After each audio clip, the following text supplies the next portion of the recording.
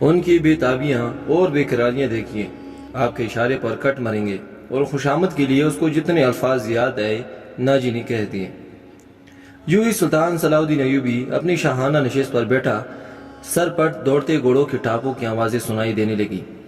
گھوڑے جب روشنی میں آئے تب اس نے دیکھا کہ 4 گھوڑے دائیں سے اور 4 بائیں سے آ رہے تھے۔ ہر ایک پر ایک ایک سوار تھا اور ان کے پاس ہتھیار نہیں تھے۔ وہ ایک دوسرے کے آمنے سامنے آ رہے تھے۔ صاف ظاہر تھا کہ وہ ٹکرا جائیں گے۔ کسی کو معلوم نہیں تھا کہ وہ کیا کریں گے۔ وہ ایک دوسرے کے قریب آئے تو سوار رکابوں میں پاؤں جمائے کھڑے ہوئے، پھر انہیں لگامیں ایک ہاتھ میں تام لی اور دوسرے بازو پھیلا دیے۔ دونوں اطراف کے گھوڑے بالکل آمنے سامنے آ گئے اور سواروں کی دونوں پارٹیاں ایک دوسرے سے الجھ گئی۔ سواروں نے ایک دوسرے کو پکڑنے اور گرانے کی کوشش کی۔ سب گھوڑے جب آگے نکل گئے تو 2 سوار جو گھوڑوں سے گر گئے تھے ریت پر کلیہ بازیاں کھا رہے تھے۔ ایک طرف کے ایک سوار نے دوسرے طرف کے ایک سوار کو ایک بازو میں جکڑ کر اسے گھوڑے سے اٹھا لیا تھا اور اسے اپنے گھوڑے پر لاد کر لے جا رہا تھا۔ ہجوم نے اس قدر شور برپا کیا تھا کہ اپنی آواز خود کو سنائی نہیں دے رہی تھی۔ یہ سوار اندھیرے میں غائب ہوئے تو دونوں اطراف سے اور 4 گھوڑے سوار آئے اور مقابلہ ہوا۔ اس طرح 8 مقابلے ہوئے اور اس کے بعد شتر سوار آئے، پھر گھڑ سواروں اور شتر سواروں نے کئی کرتب دکھائے۔ اس کے بعد تیغ زنی اور بغیر ہتھیار کی لڑائی کے مظاہرے ہوئے جن میں کئی سپاہی زخمی ہوئے۔ سلطان صلاح الدین ایوبی شجاعت اور بہادری کے ان مقابلوں میں جذب ہو کر رہ گیا تھا۔ اسے ایسی ہی بہادر فوج کی ضرورت تھی۔ سلطان صلاح الدین ایوبی نے علی بن سفیان کے کان میں کہا، اگر اس فوج میں اسلامی جذبہ بھی ہو، میں اس فوج سے ہی صلیبیوں کو گھٹنوں کے بل بٹھا سکتا ہوں۔ اگر ناجی سے کمان لی جائے تو جذبہ بھی پیدا کیا جا سکتا ہے، علی بن سفیان نے کہا۔ مگر سلطان صلاح الدین ایوبی ناجی جیسے سالار کو سبکدوش نہیں کرنا چاہتا تھا، بلکہ سدھار کر رائے حق پر لانا چاہتا تھا۔ وہ اس جشن میں اپنی آنکھوں یہی دیکھنے آیا تھا کہ یہ فوج اخلاق اور مہارت کے لحاظ سے کیسی ہے۔ اس کو ناجی کے اس بات سے ہی مایوسی ہوئی تھی کہ ناجی کے کمانڈر اور سپاہی شراب پینا چاہتے ہیں اور ناچ گانا بھی ہوگا۔ سلطان صلاح الدین ایوبی نے اس درخواست کی منظوری صرف اس وجہ سے دی تھی کہ وہ دیکھنا چاہتا تھا کہ یہ فوج کس حد تک عیش و عشرت میں ڈوبی ہوئی ہے۔ بہادری، شجاعت، شاہ سواری، تیغ زنی، تلوار زنی میں تو یہ فوج جنگی معیار پر پورا اترتی تھی، مگر جب کھانے کا وقت آیا تو یہ فوج بدتمیزیوں، بلا نوشوں اور ہنگامہ پرور لوگوں کا ہجوم بن گئی۔ کھانے کے انتظام وسیع و عریض میدان میں کیا گیا تھا اور ان سے ذرا دور سلطان صلاح الدین ایوبی اور دیگر مہمانوں کے کھانے کا انتظام کیا گیا تھا۔ سینکڑوں سالم دمبے اور بکرے، اونٹوں کے سالم رانے اور ہزاروں مرغ کھانے کے لیے موجود تھے۔ دیگر لوازمات کا کوئی شمار نہ تھا اور سپاہیوں کے سامنے شراب کی چھوٹی چھوٹی مشکیزیں اور سراہیاں رکھی دی گئی تھیں۔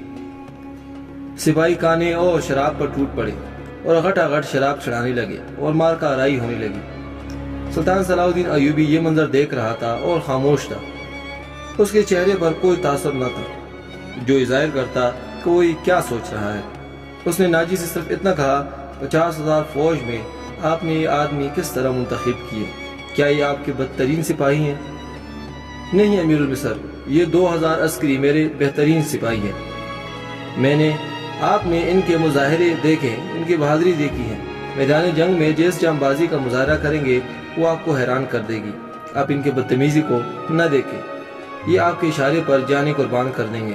میں نے کبھی کبھی کلی چوٹی دے دیا کرتا ہوں کہ مرنے سے پہلے دنیا کے رنگ و بو کا پورا مزہ اٹھا لیں۔ ناجی نے غلامانہ لہجے میں کہا۔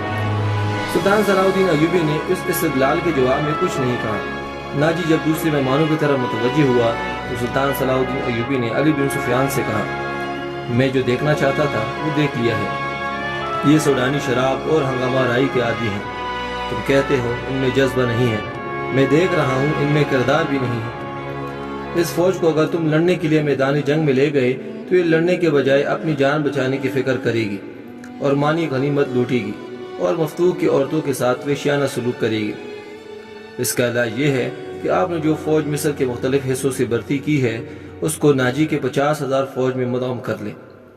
برے سپاہی اچھی سپاہیوں کے ساتھ مل کر اپنی عادتیں بدل دیا کرتے ہیں، علی بن سفیان نے کہا۔ سلطان صلاح الدین مسکرایا اور کہا، تم یقیناً میرے دل کا راز جانتے ہو، میرا منصوبہ یہی ہے جو میں ابھی تمہیں نہیں بتانا چاہ رہا تھا، تم اس کا ذکر کسی سے نہ کرنا۔ علی بن سفیان میں یہی وصف تھی کہ وہ دوسرے کے دل کا راز جان لیتا تھا اور غیر معمولی طور پر ذہین تھا۔ وہ کچھ اور کہنے ہی لگا تھا کہ اس کے سامنے مشعلیں روشن ہوئی۔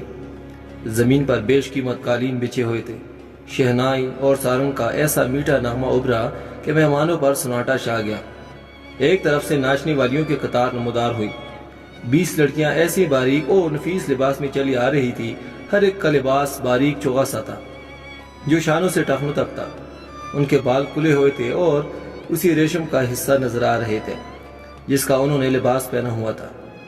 صحرا کی ہلکی ہلکی ہوا سے اور لڑکیوں کے چال سے یہ ڈھیلا ڈالا لباس ہلتا تو یوں لگتا جیسے پھولدار پودوں کے ڈالیاں ہوا میں تیرتی ہوئی آ رہی ہوں۔ ہر ایک کے لباس کا رنگ جدا تھا، ہر ایک کی شکل و صورت ایک دوسرے سے مختلف تھی۔ وہ چلتی آ رہی تھی لیکن قدم اٹھتے نظر نہیں آ رہے تھے، وہ ہوا کی لہروں کے مانند وہ نیم دائرے میں ہو کر رہ گئی۔ سلطان صلاح الدین ایوبی کی طرف منہ کر کے تعظیم کے لیے جھکی، سب کے بال سرک کر شانوں پر آ گئے۔ سازندوں نے ان ریشمی بالوں اور جسموں کے جادو میں طلسم پیدا کر دیا تھا۔